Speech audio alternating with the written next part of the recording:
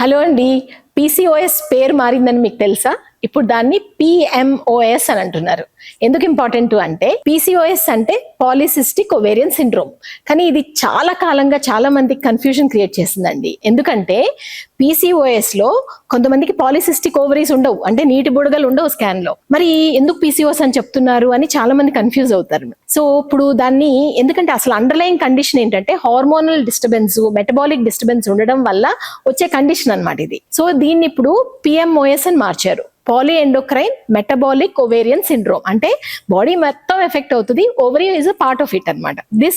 ఇది ఇంకా కొంచెం మోర్ సెన్సిబుల్ నేమ్. ఇప్పుడు పిఎంఓఎస్ అయినా పీసీఓఎస్ అయినా పేరు మారింది, కానీ అర్లీగా డయాగ్నోసిస్ చేసుకోవడము, లైఫ్ స్టైల్ మోడిఫికేషన్ చేసుకోవడము అనేది సేమ్ అండి. సో మీకు కనుక పీరియడ్స్ ఇర్రెగ్యులర్ గా ఉంటే నెగ్లెక్ట్ చేయొద్దు, డాక్టర్ని కన్సల్ట్ అవ్వండి. Thank you.